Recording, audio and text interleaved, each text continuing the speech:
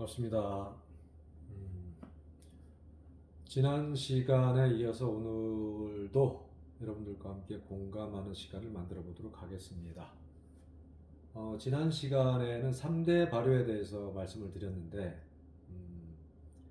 3대 발효가 왜 중요하냐? 전통주를 빚는데 굳이 3대 발효 경로에 대해서 내가 알아야 되느냐? 화학식도 알아야 되고, 또는 뭐, 기타 부산물까지도 제가 알아야 되느냐? 이렇게 생각하시는 분도 계시겠지만은 제가 말씀드리고자 하는 부분은 특히 누룩이라는 것은 발효제 또는 당화제죠. 누룩이라고 하는 것은 효모와 효소만 있는 게 아니고 유해균, 유익균들이 많이 분포되어 있습니다. 그런데 이런 부분은 전통주를 빚는 데 있어서 과히 중요치가 않습니다. 그렇기 때문에 이런 균을 미연에 방지하고 또는 술 발효 과정에서 위기 상황이 왔을 때 극복할 수 있는 것은 이 3대 발효를 알아야 된다. 이렇게 말씀드렸고요. 지난번에도 얘기한 것처럼 오늘 한 번 더 그 부분을 짚고 넘어가도록 하겠습니다. 제가 도식은 않겠지만은 지난번 말씀드린 부분 한 번 더 보시면 좋을 것 같아요. 일단 재료라는 것은 곡물 종류가 위주가 되겠고요. 뭐 서류도 있겠지만은 일단 곡물 종류로 보고 곡물 종류 중에서도 전분질, 즉 탄수화물이 들어있는 부분, 이 부분을 효소가 관여를 해서 당이 생성이 되고 이 당을 젖산균이 먹었을 때 젖산 발효라고 표현하고 생성되는 물질은 젖산입니다. 그 다음에 효모가 당을 먹고 알코올을 생성을 하고 알코올 생성하는 것이 알코올 발효입니다. 생성된 알코올을 초산균이 먹었을 때 초산이 발생이 되고 이 발생되는 과정을 초산 발효라고 했습니다. 물론 그 각 발효 뒤에 산물이 있는데 그 부분은 지금 중요한 것이 아니고 숙성 과정이라든지 나중에 술 관리 부분에 있어서 중요한 거기 때문에 그건 후미에 다시 말씀을 드리도록 하겠습니다. 그만큼 중요합니다. 그래서 오늘 다루고자 하는 것은 이제 본 재료가 아니고 3대 재료, 전분질과 정제수와 누룩, 이렇게 이제 말씀을 드릴 건데,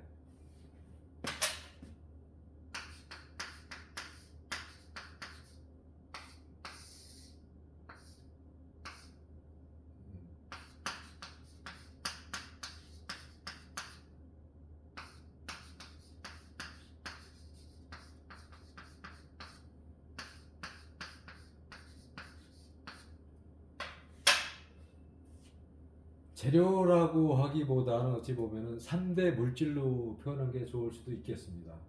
이 전분은 제가 방금 전에 말씀드려 충분히 말씀을 드렸고, 이 정제수, 이 정제수에 대해서는 술 빚는 여러 고수분들께서 좋은 약수 내지는 깊은 계곡에 흐르는 물 또는 지하수 또는 수돗물, 이런 물로 이제 정제수로 활용을 하는데, 이 정제수라고 하는 것은 술 발효에 있어서 촉매제 역할을 하는 겁니다. 촉매제라는 것은 여러분들이 아실 겁니다. 촉매제 역할을 하는 거고, 그 다음에 이 누룩이라고 하는 것은 당화제, 발효제 이렇게 표현을 해야 됩니다. 그리고 이 3대 물질을 가지고 전통주를 빚는 데 있어서 어느 분은 정제수가 우리 전통술 맛을 좌우한다, 또는 누룩이 우리 전통주의 맛을 좌우한다, 이렇게 이제 표현을 많이 하시는데, 저 개인적으로는 누룩이라고 말씀드리고 싶고, 요거는 개인적인 어떤 소견입니다. 그 다음에 전부 말씀드렸고, 정제수를 사용하는 데 있어서 중요한 거는 네 가지 약수, 맑은 물, 수돗물, 지하수가 있는데, 중요한 것은 술을 발효하는 데 있어서 뭐 물에는 뭐 미네랄도 있고 여러 가지 좋은 성분이 있겠죠. 물론 거기에 유해균도 있을 겁니다. 근데 유익균이나 유해균이 촉매제 역할하는 물에는 결코 술을 빚는 데 있어서 중요한 게 아닙니다. 그래서 제가 감히 말씀드린다면 이 정제수만큼은 어떤 물이든지 간에 팔팔 끓여서 하루를 재워두고 윗물만 떠서 술을 빚어라 이렇게 말씀을 드리고 싶어요. 사실 이 물이라는 것은 없어서는 안 될 물질이지만은 또 그 안에 성분은 정말 중요한 게 많지만은 다시 한번 강조드립니다. 꼭 끓여서 윗물만 떠서 사용하시라 이렇게 말씀드리고 싶고, 오늘 집중적으로 제가 드릴 말씀은 이 누룩입니다. 누룩에 대해서 말씀을 드릴게요. 사실 정제수와 전분은 충분히 뭐 여러분들이 다 숙지하고 계시고 여러 매체를 통해서 어떤 물을 사용해야 된다는 것은 아시고 계실 겁니다. 오늘은 누룩에 대해서. 누룩은 크게 나누면은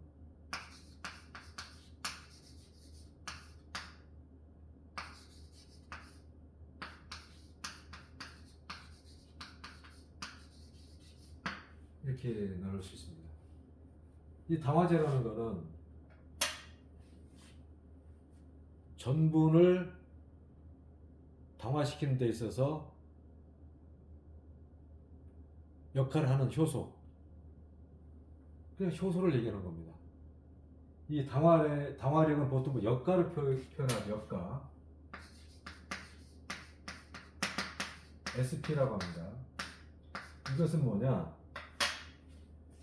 전분질 1g에 대해서 효소 1g이 당을 만드는데 필요한 힘의 세기를 얘기를 하는 겁니다. 힘의 세기. 이게 역가, 이제 당화력이라고 하는 건데, 보통 이렇게 표현을 하고요. 요 당화제 역할을 하는 효소가 관여해서 당화제 역할을 하는 것은 보통 이렇게 분류를 많이 합니다. 첫 번째가 뭐 전통 누룩이 있겠고요. 두 번째가 계량 누룩.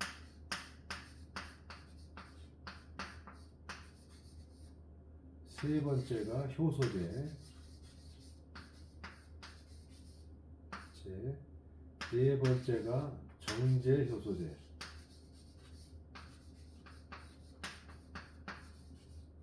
칠판 흔들려가지고 잘 안됩니다. 다섯 번째가 입국. 여섯 번째가 보통 메가. 이 자체가 당화제입니다. 당화제.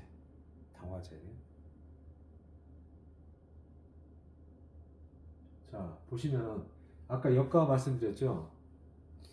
전분 1g에 대해서 효소 1g이 당 생성을 하는데 힘의 세기, 이게 역가 SP라고 있습니다.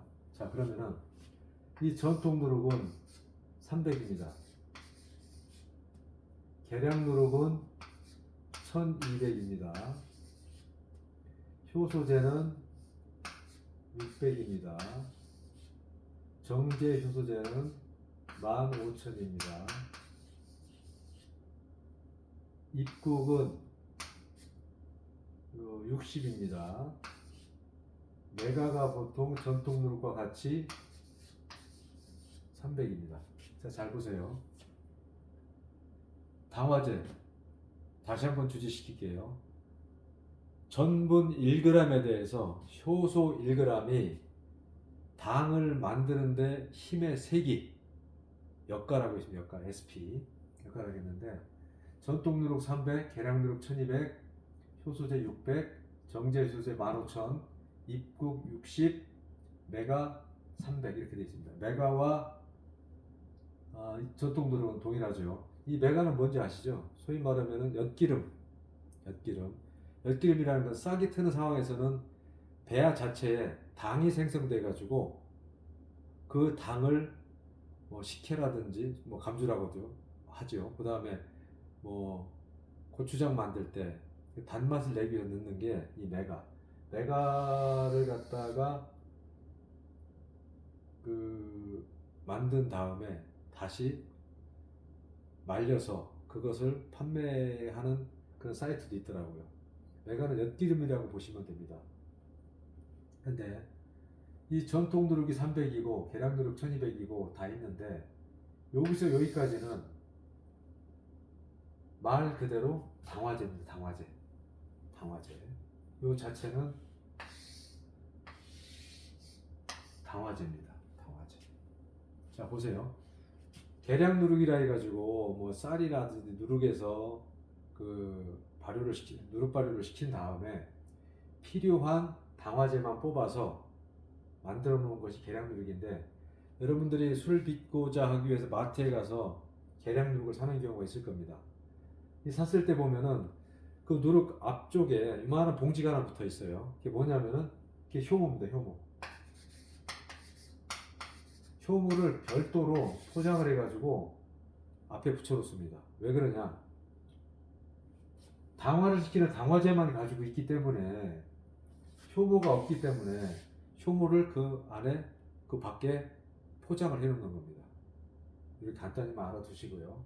자, 그러면은 전통 누룩이 300이고 계량 누룩 1200, 효소제 600, 정제효소제 15,000, 입국을 보통 백국, 산국 내지는 흑팀 누룩, 일본말로 코지라고 합니다. 코지 60입니다. 그러면은 일반적으로 전통 누룩은 술 빚는 데서 전체 비율의 9% 정도만 들어가면 문제가 없는데, 계량 누룩은 나누기 3으로 하면 되겠죠? 나누기 4를 하면 되겠죠? 그만큼 조금만 들어가면 된다는 얘기입니다. 마찬가지로 요거는 말 그대로 당화 효소제만 있는 겁니다. 요거만큼은. 그 다음에 정제 효소제, 요거는 마찬가지로 이 힘의 색이 역가가 엄청 높지 않습니까? 이거 당화제입니다. 이거는 뭐 술 빚는 0.25 정도, 요 정도만 들어가면은 워낙 힘의 세기 때문에 문제가 없다고 보여지고요. 입국 이게 중요한 부분, 이것도 중요한 부분인데, 이 부분은 뭐냐면은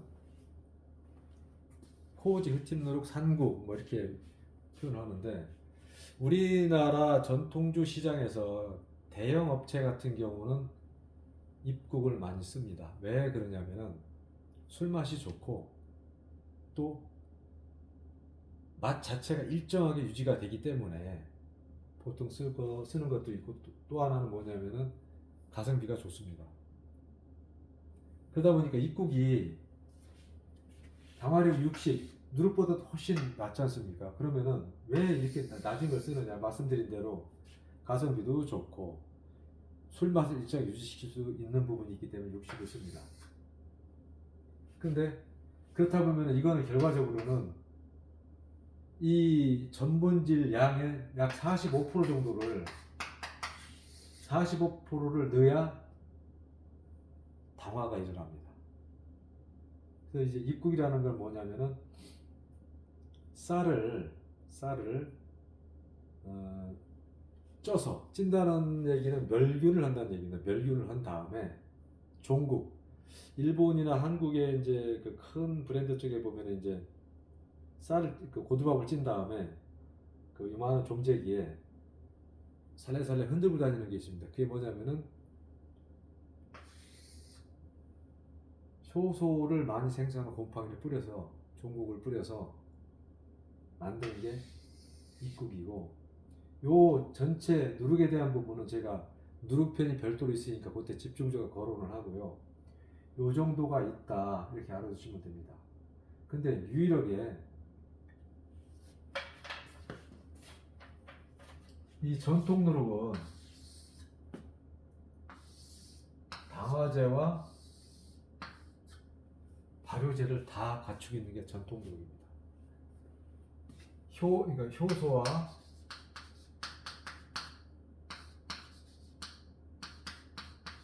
효모를 다 가지고 있는 게 이 전통 누룩입니다.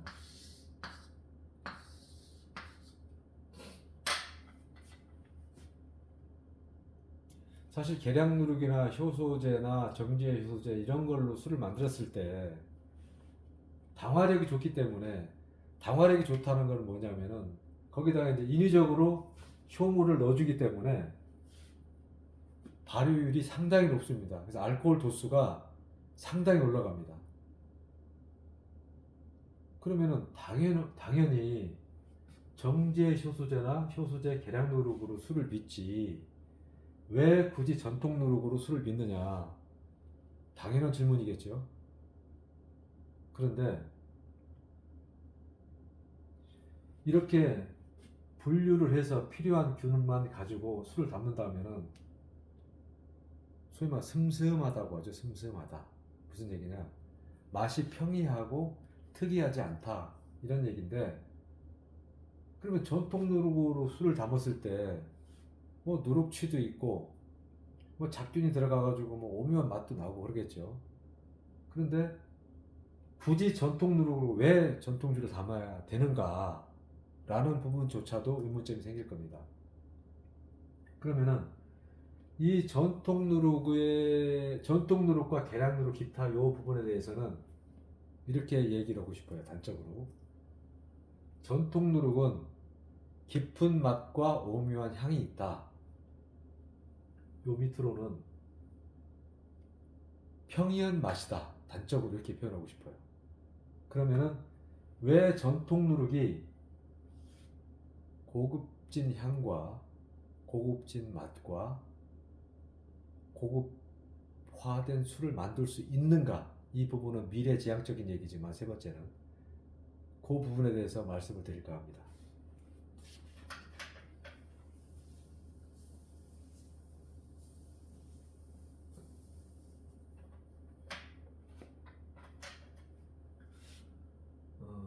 저는 이제 개인적으로는 뭐 이화곡, 뭐 쌀누룩도 빚어보고 밀누룩도 빚어보고 또 이 초양정 안에는 누룩방이 따로 있어서 올 6월 달에 또 이제 누룩을 빚어야 됩니다. 제 개인적인 누룩이 있습니다.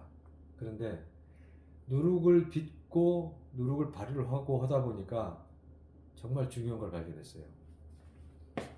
특히 저는 밀누룩입니다. 밀누룩에 대해 먼저 말씀을 드릴게요.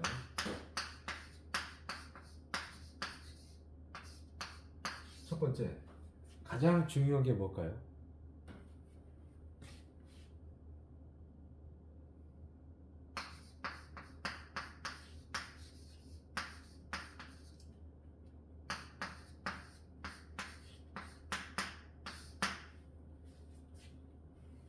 일반적인 곡물은 이 단백질이라는 게 2%에서 많게는 4%밖에 없습니다. 근데 유일하게 이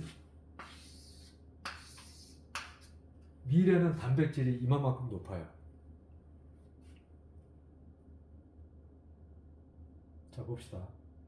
우리가 발효하는 데 있어가지고 딱 두 가지가 있습니다. 발효와 부패. 발효라는 것은 인체에 유익한 것이다. 부패라는 것은 인체에 해가 있는 것이다. 이렇게 표현했을 때 발효는 일반적으로 전분을 당화시켜서 유익한 물질을 만들고, 부패라는 것은 단백질 기타 유기물을 고온 다습한 환경에서 악취가 나고 유해 물질을 만든다. 이렇게 이제 표현을 합니다. 그런데 발효와 부패는 한 끗 차이라고 보시면 됩니다. 발효는 유기물을, 특히 이제 전분질을 발효하는 과정에 있어서 유익한 물질을 만드는데, 부패는 유해 물질을 만든다고 했지 않습니까? 그럼 이 세상에 부패가 없으면은 이 지구는 이미 존재하지 않았을 겁니다. 부패가 있었기 때문에 불필요한 유기물들을 다시 자연으로 환원시키는 역할을 하는 게 부패이기 때문에 좋고 나쁘다는 각자의 판단에 맡기는 게 좋을 것 같습니다. 어찌됐든 어느 곡류보다도 단백질 함량이 많다 보니까 이 단백질은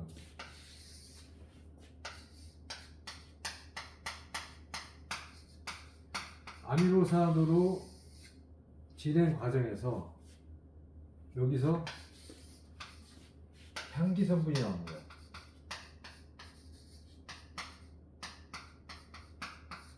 이거는 아마 뭐 여성분들이라면 가정 시간에 배운 걸로 알고 있어요. 이 향기 성분.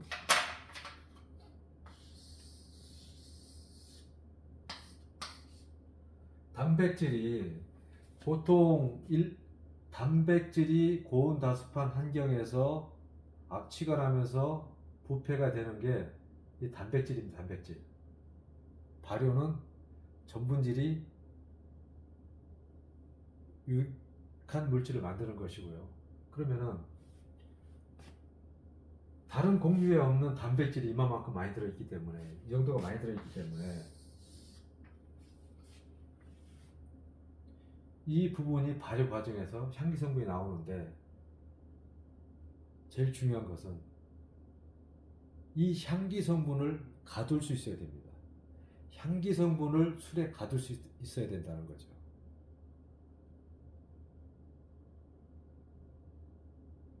이 부분에 깊게 들어가면 뭐 여러 가지 방법이 있는데, 일단 이렇기 때문에 저는 밀루룩을 쓰고 있고, 이 향기 성분을 가둘 수 있는 방법을 제가 알고 있고, 또 말씀드린 대로 이 누룩 안에 있는 기타 잡균을 다룰 수 있기 때문에 누룩치가 안 나고 향기 나는 술을 만들 수 있다. 이렇게 결론적으로 말씀을 드리고 싶어요. 그리고 이 누룩이라는 부분에 있어가지고, 이 향기를 내는 부분에 있어가지고, 제가 그간에 17년 동안 176번 정도의 술을 담은 것 같아요. 남버링을 해놨거든요. 담은 것 같은데, 정말 중요한 부분, 이 부분을 진행을 하면서 여러분들과 함께 같이 계속해서 반복적으로 이것도 마찬가지로 나눠보도록 하고요. 이 밀루룩 이만큼 중요하다. 물론 이화곡 같은 경우는 쌀로 빚는데 술이 맑고 깨끗하고 청아합니다. 보기에도 좋고, 그래서 이제 일반적으로 그렇죠. 보기 좋은 떡이 먹기도 좋다고, 향긋한 향도 있고요. 근데 밀누룩만큼 향기는 나지 않습니다. 그래서 저는 밀누룩을 상당히 선호하는 사람이고, 밀누룩으로 술을 빚고 있습니다. 여기에 보면은 뭐 화학기호도 들어가고 복잡한 여러 문제가 있는데, 그 부분은 진행 과정에서 중간중간에 말씀을 드리도록 하겠습니다. 어찌되었든지 간에 이 단백질 성분이 이만큼 많기 때문에 아미노산으로 변한 과정에서 향기 성분을 뽑아낼 수 있다. 요거는 꼭 기억해 두셨으면 좋겠습니다.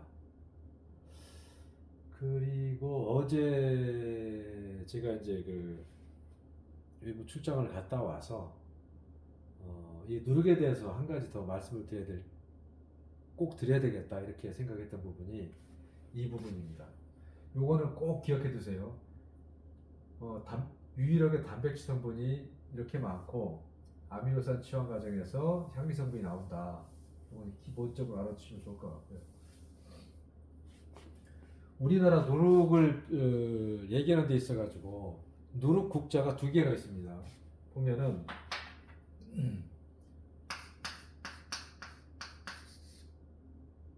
다시 한번 죄송합니다.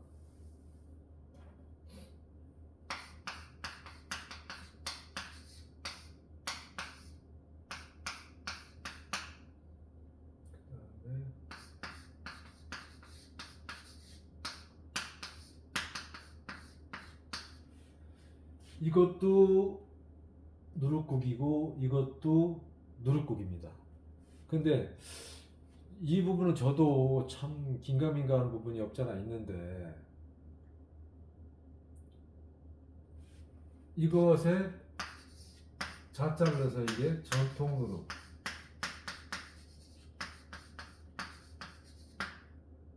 이것을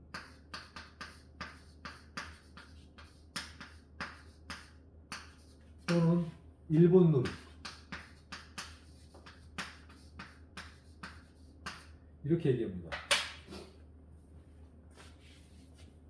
이 부분은 저도 아직까지 잘 모르겠어요.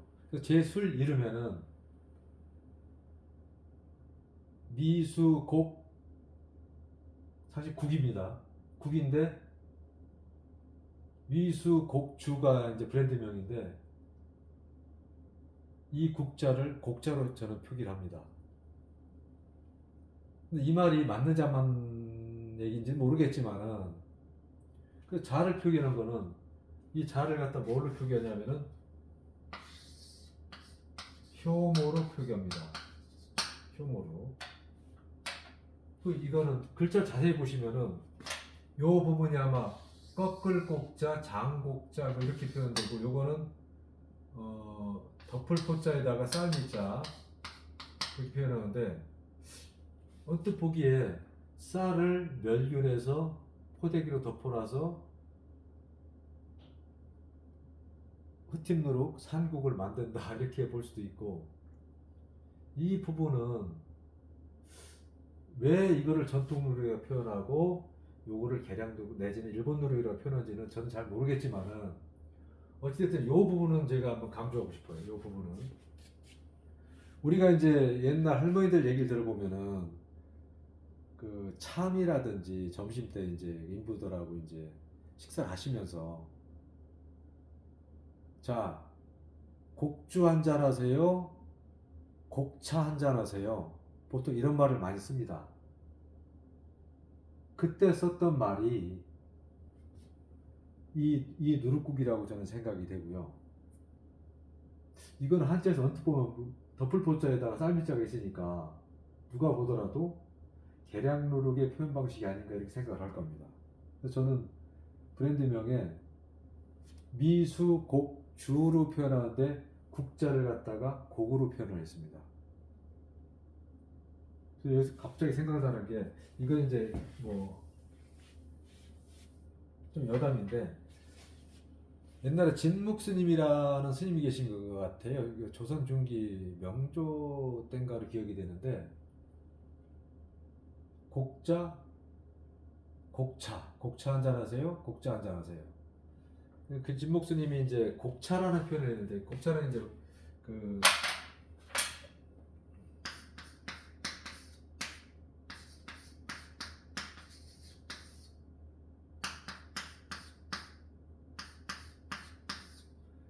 이게 곡차. 거기서 이 곡차라는 얘기 나옵니다. 사실은 이 곡차라는 것은 곡물로 빚은 술을 표현하는 부분인데 원래 제 브랜드명에도 이제 이 곡자를 썼어야 되는데 이 곡자를 써도 괜찮은지를 이제 국세청에 문의를 해봤더니 상표 신고라든지 뭐 브랜드 신고할 때 문제가 없다 신고를 하긴 했습니다만은 사실은 이 곡이 맞는지 아까 말씀드린 그 곡이 맞는지는 모르겠지만은 할머니들이 과거에 표현했던 것은 이 곡을 가지고 곡차, 곡주를 표현하지 않았나 하는 생각이 들고 이 진목 스님에 대한 이 곡차 부분은 그 설화 부분을 여러분들 인터넷 찾아보시면 재밌는 얘기가 나옵니다. 그거 한번 참고로 보시고 어찌됐든 전통 누룩은 이렇게 표현을 하시는 분들이 많이 있어서 저도 국자지만 곡자로 사용을 하고 있습니다. 자, 오늘 여기까지 하고 내일은 또 그 다음 진행 단계로 여러분들 찾아뵙겠습니다. 자, 감사합니다.